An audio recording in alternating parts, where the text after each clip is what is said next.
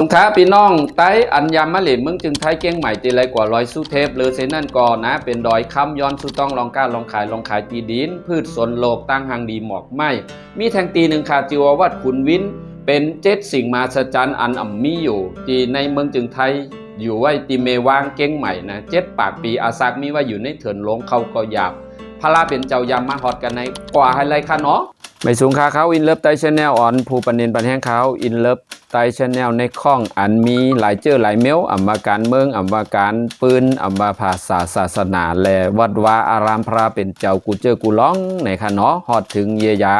ลุงคำเมาอันแล้วมาขายไว้เนี่ยค่ะมาสืบผู้จักปืนวัดหลงขุนวิน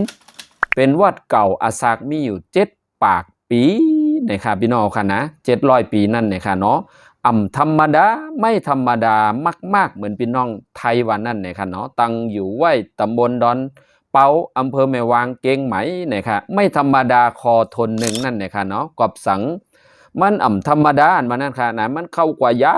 บอยู่ในเถินลึกเถินหลงไว้วันนั้นค่ะพี่น้องค่ะนะจอมหนังตีพี่น้องขอนได้คลิปห่างอยู่ย้ำในวิดีโอในนะคะเนาะกาเล็กกาอ่อนเข้าไรโหลดใจกาโฟวิวนะนั้นห้องว่าตั้งเขาก็ยับเหมือนพี่น้องขอนอยู่ย้ำในอันในทนหนึ่งไม่ธรรมดาขอทนสองนะปืนลาดเหล่าไว้ว่าพระเป็นเจ้ายามฮอดมาตีเฮ็ดวัดหลงขุนวินนั่นวันไหนครับพี่น้องค่ะนะจีมามีกลโลนะ2 ก้อครับวันนะพี่น้องค่ะกลโลเป็นไผในคอมเมนต์ต่างนี้อินค่ะเนาะ1จือว่าเจ้าขุนสาบเนี่ยว่า2ขุนสละเมืองขา2 ก้อในขณะเลยเป็นเจ้าเมืองนะเลยย้อนไวสาย้อนสุตองเอาเกษาอำนาจว่าคนโหพระเป็นเจ้านั่นเสแลนะพระเป็นเจ้าก็อนุญาตปันไว้ว่าหรือเสนั่นนะคะนะขา2 ก้อนในก็เลยเอาเกษาอำนาจว่าเซนคนโหพระเป็นเจ้านั่นในเฮ็ดกองมูอ่อนห้องจือว่าพระธาตุม่อนแมะในคณะอันในเป็นไม่ธรรมดาคอทน3นะครับพี่น้องไว้หลังนั่นพระเป็นเจ้าซ้ำปอกขึ้นมาประทับนะเอาห้อยผ้าบาทนะจอมหนังบินน้องไทยเบิ่นว่าไว้นั่นค่ะเนาะก้อยหนามาหมากหินซ้ำก่อนเล็กว่าหันไผ่ตั้งโซนตินนิ้วตินซ้ำหันมันได้หายกว่าในคณะพี่น้องค่ะนะโลกะเลีตัวค่ะนะไม่ธรรมดาเต้ๆค่ะเนาะมาจับใส่ความราดพี่น้องไตยนนะอันอยู่ในปืนตีนะอันยามราดว่าวินมันวินไปในคณะนะมันวินไปนั้นห้องว่าแหว่งไปเหลือนั่นยังไรนะจือว่าเมืองวิทย์นะนั้นห้องว่าเมืองเมื่อเหลียวลายขึ้นมาห้องว่าเมืองวินนั่นเย้าว่าพี่น้องค่ะนะไว้นั่นมาไรเป็นวัดห้ามกว่านะครับนะในปีพศ2479เจ้าคูวาอุ่นเฮินสุพัทโธในคณะวัดควรนิมิต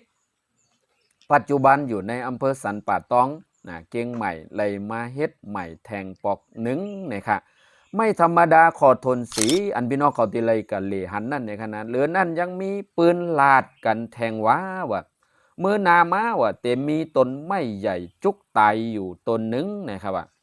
กอบสังในขณะเย้าก่อเต็มมีก้นเอามาเฮ็ดเป็นพระให้ก้นเลยมาโกไก่ไวสา10 กว่ามื้อนาในเป็นเต้จอมหนังพี่น้องขออันแคบหางอยู่ไว้ในวิดีโอในคณะพระสู่ในนะเฮ็ดมาจอมหนังความตายตักไว้ในกาบปานเมื่อก่อนนะครับพี่น้องค่ะหรือเสนั่นในคณะพี่น้องคณะไฮไลท์อันลีอาร์มวัดขุนวิน1มันอยู่ไกลวานก้นมีไพ่ฟ้าตือใจ2มามีตังกาลีเขาหอดนั่นมีนะครับ3มาที่ไหนมีเจ้าจางยาหันแม่ขาวเป็นสายกรรมฐานนะเป็นห้องว่าสายวัดสังฆทานโดยมีพระอาจารย์สนองในคณะเขาอะไรกับลักสอบถามมาค่ะมังก็มังเจ้าเบิ้นเมื่อก็เต็มหู้ในค่ะเขากับถามมาในค่ะ4มามีสิมพระจุกนะมีสิมแล้วก็มีพระจุกมีวิหารพระนอนปางนี่ป่านตีในโตนะตีในนะตีในโตขาได้สัมผัสพบใส่นะมีพลังงานอันเป็นห้องว่าเทวดาสิ่งศักดิ์สิทธิ์นำที่สุดนะที่หลายๆจุดในวัดนั่นในคณะ เอาเฮ็ดมาติไม่ซักจอมหนังพี่น้องกันห่างอยู่ย้ำในนะครับหามามีนากาห่างดีไว้นะคะนะสีขาวอ่อนเผือกไว้6ม้านะใจแผนตีนะอันเดเขาเมินนั่นนะครับนะเป็นเส้นตั้งเดียวอันกว่าตีปังจ้างเมวังนะห้องว่าเมวังเตเข้าถึงหยาบอีกหนึ่งนะครับนะ7ม้าปอกในขาเขากว่าฮอดไหลนะครับนะย้อนนะย้อนต่างเกจูถึงผู้มีน้ำใจนะไต้ก็หัก2ขาโพเมอันหันอยู่ย่ำในนะอ่อนคาแลตั้งขอบโคนะเลยกว่าฮอดปอกในนะครับนะน้ำใจหลีอันเอาเงินเสื่อมไรนั่นนะครับอันในเป็นเกจูขอบใจถึงนะวัดในได้ผุยพักตู8โมงนะอึดพักตูใน4โมงไปล้านะครับนะหันดีนะมีใจศรัทธาวันหนึ่งพี่น้องเขาหยาบกระหือ